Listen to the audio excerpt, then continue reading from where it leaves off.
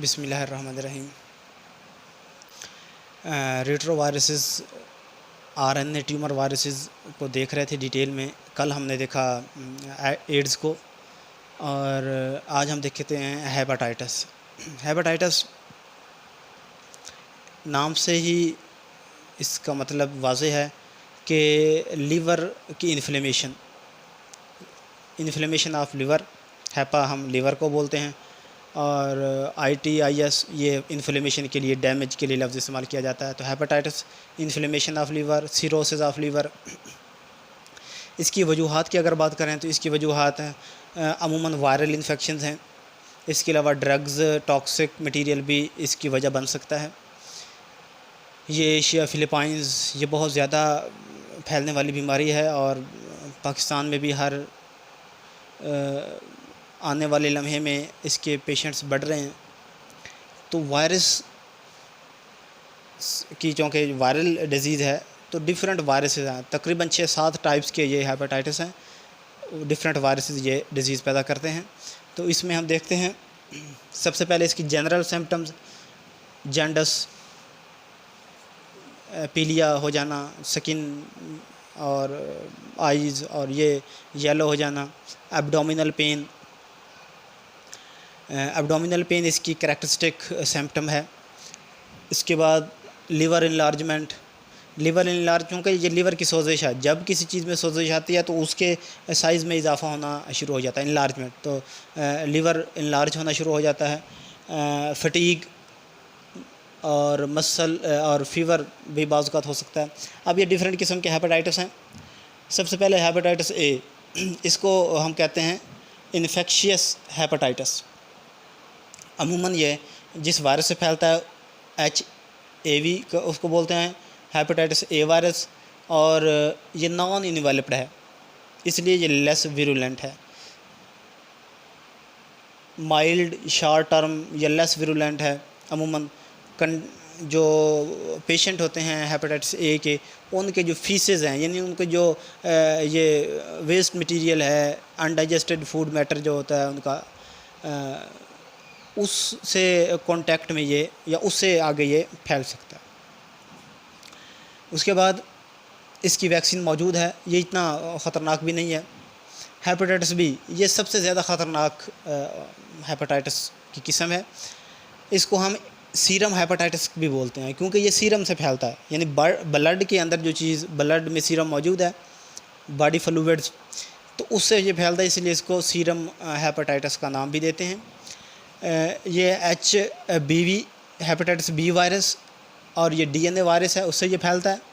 Body fluids जो है उसमें ये, मतलब अगर जिस्म का, ये एड्स में भी ये सारे के सारे बॉडी फ्लूइड अगर दूसरे में ट्रांसफ़र हो जाएं तो वो ये फैल सकते हैं। हेपेटाइटिस बी, हेपेटाइटिस C या एड्स की बात कर रहे थे हम कल, तो ये इसमें बॉडी फ्लूइड से, सीरम से, और ब्रेस्ट फीडिंग, माँ अगर बच्चे को दूध पिलाती है तो माँ से बच्चे में भी ये ट्रांसफ़र हो सकता है। सेक्सुअल कॉन्टैक्ट से भी हो सकता है।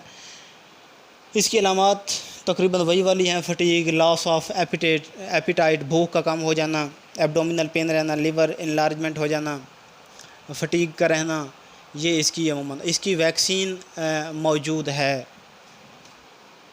और अगर पुराना अगर हेपेटाइटिस ये है, हो गया है, तो फिर ये रिस्की हो सकता है, लीवर को मुकम्मल तौर पे डैमेज कर सकता है। Next hepatitis C, infusion hepatitis भी बोलते हैं इसको।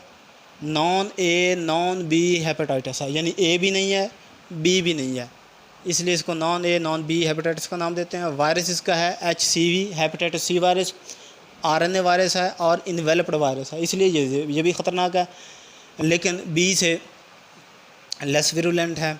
इसमें इसके जो ट्रांसमिशन के मीन्स हैं वो वही हैं जो हेपेटाइटिस B के हैं। सेक्सुअल कॉन्टैक्ट से फैल जाना, प्रेगनेंसी में बच्चे और माँ से बच्चे के दौरान, और फिर उसके बाद ब्रेस्ट फीडिंग के दौरान, तो ये बॉडी सिक्रीशन से भी ये फैल जाता है। तो इसके लिए सबसे जो ब्लड के ज़रिए भी, और इसमें जो कंटामिनेटेड सिरिंज लगाते हैं, जो हमने लास्ट में भी देखा कि एक सिरिंज अगर किसी पेशेंट को लगी है तो वो सिरिंज किसी दूसरे को लगाएंगे तो वहाँ से भी वो शिफ्ट हो सकते हैं। ये हेपेटाइटिस C का। और इसमें हाइजेनिक मेजर इम्पॉर्टेंट है। हाइजेनिक मेजर में यही जिससे ये फैलता है, अवॉइड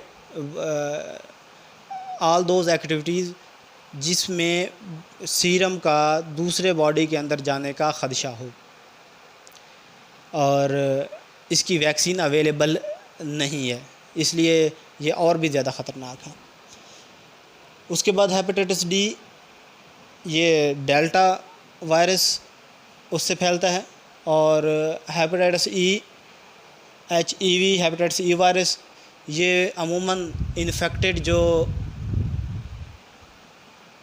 पेशेंट हैं उनके फीसेस यानी अनडाइजेस्टेड फूड मैटर, उससे ये फैल सकता है।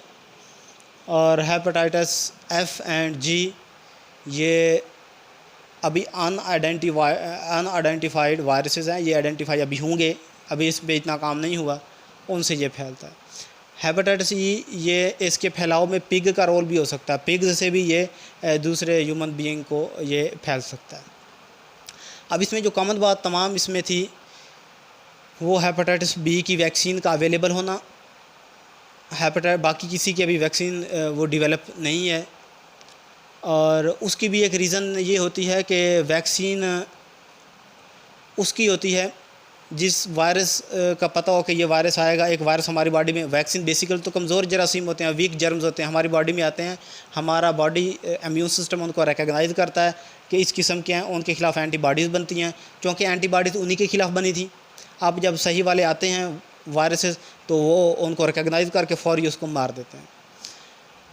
तो फिर हेपेटाइटिस सी की या जो दूसरे वायरल डिजीज़ हैं उनकी वैक्सीन क्यों नहीं है, एड्स की वैक्सीन नहीं है?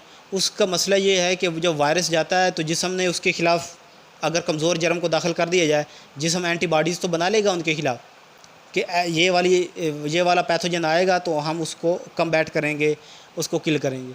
लेकिन जैसे ही वायरस जिस्म में जाता है तो वो देखता है कि एंटीबॉडीज़ तो पहले ही मुझे किल करने के लिए मौजूद हैं, तो वो अपनी शेप चेंज कर ले। आसान लफ्ज़ों में मैं बता रहा हूँ कि वो अपनी शक्ल तब्दील कर लेते हैं, मिमिक्री कर लेते हैं। अब जब शक्ल तब्दील कर लेते हैं, एंटीबॉडीज़ तो देखते रह जाते हैं कि वो वाले आएँ और हम उनको किल करें, तो वो अपनी कोडिंग चेंज कर लेते हैं, जिसकी वजह से वैक्सीन फिर ऐसे वायरसेस की नहीं होती।